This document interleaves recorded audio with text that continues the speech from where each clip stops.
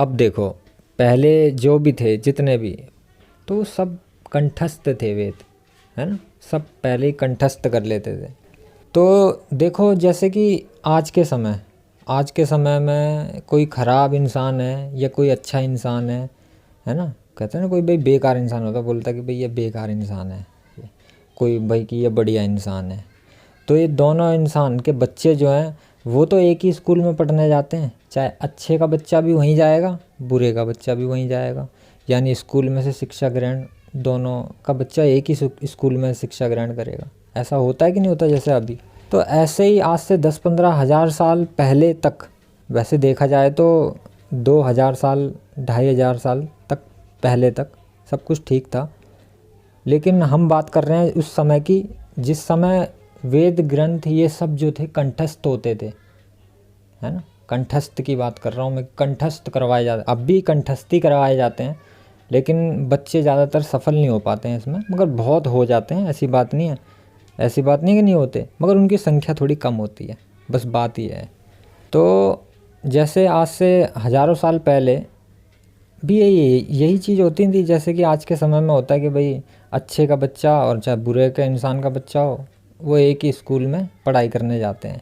ऐसे ही उस समय हज़ारों साल पहले भी यही हुआ करता था कि भाई चाहे कोई अच्छा हो उसका बच्चा भी वहीं पढ़ने जाएगा, और चाहे कोई बुरा हो उसका बच्चा भी वहीं पढ़ने जाएगा, यानी गुरुकुलों में जाएगा, है ना, एक ही जगह पे जाएगा।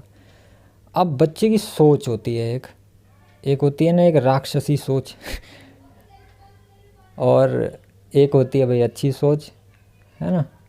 तो इसी हिसाब से होता था कि वो सब क्या करते थे कि इन सब चीज़ों के बल पे, और क्योंकि देखो वेद ग्रंथ ये सब कंठस्थ कर रखे हैं, हर श्लोक का उसको अर्थ पता है, तो उस व्यक्ति को सब कुछ पता है, तो वो कुछ भी कर सकता है, समझे। तो फिर वो क्या करते थे, चक्रों को जागृत करके और विभूतियाँ प्राप्त कर लेते थे। और इसके बाद में काफ़ी सारी गाथाएँ हैं कि भाई फिर वो जो तहलका मचाते थे बुरी तरीके से, और फिर उनको नष्ट करने के लिए किसी को आना पड़ता था, है कि नहीं। तो ऐसा ही है कि आज के लोगों में और तब के लोगों में कुछ फ़र्क नहीं है। बस फ़र्क है तो सिर्फ इतना सा कि उस समय थोड़े ज़रा पढ़ाई और शिक्षा इस तरीके की थी कि भाई साहब इंसान को मानव ही नहीं महामानव बना देते थे, है ना। और आज की पढ़ाई थोड़ी बस बदल चुकी है, जो ये प्रणाली ध्वस्त करी गई थी। नहीं तो देखा जाए तो अगर आज के बच्चे, मतलब आज के स्कूलों में भी अगर बाहर की पढ़ाई के बजाय अगर अंदर की पढ़ाई कराने लग जाएं, तो फिर इन स्कूलों में भी महामानव पैदा होने लग जाएंगे, और वही पुराना जैसी कहानियाँ सुनी है ना, वो सब यहीं सत्य होने लग जाएंगी। मगर बात यह है कि अब ऐसा हो तो सकता है, लेकिन बात यह अब हो नहीं सकता, क्योंकि अब है कलयुग चल रहा है। क्योंकि समय जो होता है ना, समय व्यक्तियों की मानसिकता को बदलता चला जाता है ये समय। क्योंकि देखो हज़ारों साल का वक्त बीतता चला गया और व्यक्ति कुछ ऐसा कुछ देखता नहीं है, कोई वर्णित नहीं हो पाता इतिहास में, तो फिर व्यक्ति जो है एक अलग सोच का बनता चला जाता है।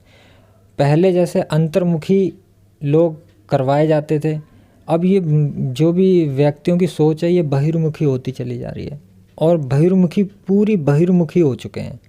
तो अब एकदम से अंतर्मुखी होना बहुत मुश्किल हो जाता है, और यही कारण है बहिर्मुखी होने के कारण ऐसी जितनी भी बातें होती हैं ये सब काल्पनिक ही लगती हैं। मगर हकीकत में देखा जाए तो ये सब बातें काल्पनिक नहीं हैं, ये सब कुछ सत्य में हुआ था, ये सब कुछ सत्य में हुआ था।